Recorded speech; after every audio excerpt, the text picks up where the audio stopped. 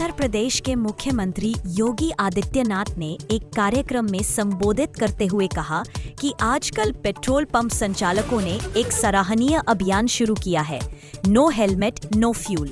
उन्होंने कहा कि कुछ लोग इस नियम को लेकर विवाद करते हैं, लेकिन यह किसी को परेशान करने के लिए नहीं, बल्कि बाइक चालकों की सुरक्षा के लिए है।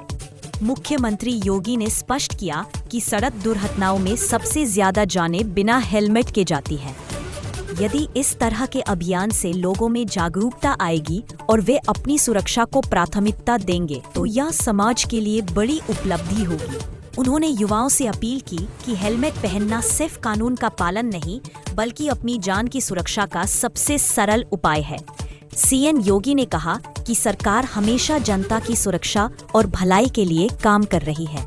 फ्रंट सीट पे बैठे हैं तो सीट बेल्ट कैसे हमारे लिए सुरक्षित हो सकती है, इन सब के बारे में अगर हम विजुअल मीडिया के माध्यम से, डिजिटल मीडिया के माध्यम से, प्रिंट मीडिया के माध्यम से, सोशल मीडिया प्लेटफॉर्म के माध्यम से व्यापक प्रचार प्रसार करें, बहुत सारी जानों को बचा सकते हैं, बहुत सारी जानों को बचा सकते हैं।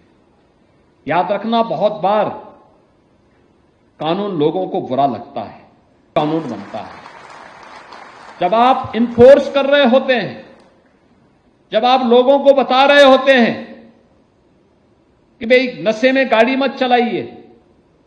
हो सकता है कोई नशे का आदी व्यक्ति उस समय बुरा मानता हो, झगड़ा करता हो। जब आप किसी व्यक्ति को कहें, किसी अपने आप को बड़े दिखाने वाले व्यक्ति को बोलते होंगे कि भाई गाड़ी में आप फ्रंट सीट पे बैठ रहे हैं, सीट बेल्ट बांधिए, हो सकता है उस समय उसको बुरा लगता हो, लेकिन वही सीट बेल्ट उसकी जान को भी बचाएगा।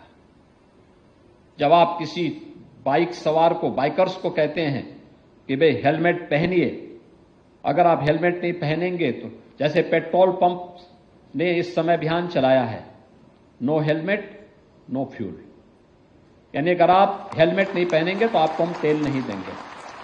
बहुत सारे लोग विवाद खड़ा करते हैं, उस समय उनको भले ही बुरा लग रहा होगा, लेकिन सच्चाई ये है कि पेट्रोल पंप वाले के हित में नहीं है, ये हित में वो बाइकर्स का हित में है कि वह अगर पहन करके चलाता है, दुर्भाग्य से कोई दुर्घटना होती है तो कम से कम जान तो बच जाएगी। हेड इंजरी होने से और जीवन भर बेड पे पड़े रहने से अच्छा है कि वह सुरक्षित जीवन जी सकता है। लेकिन इन सब बातों को लेकर के कौन बताएगा लोगों को? ओवर ड्राइविंग खतरनाक हो सकती है। आप घर में जाकर के कैसे भी क्या करेंगे? रात्रि भर क्यों चलते हैं? मैं तो मंत्री जी को भी कहता हूं, भाई क्यों आप रात्रि भर चल रहे हैं? भाई अपना समय पे जागिए, समय पे सोइए, समय पे अपनी सारी दिनचर्या को पूरा करिए। सारे कार्य समय पे होने चाहिए। अगर सूर्य भगवान भी यही कहने लग जाएंगे कि चलिए अब मैं भी रात में उगूंगा, तब तो हो गया, फिर होगा ही धरती का कन्या। प्रकृति के अनुरूप हमें चलना होगा।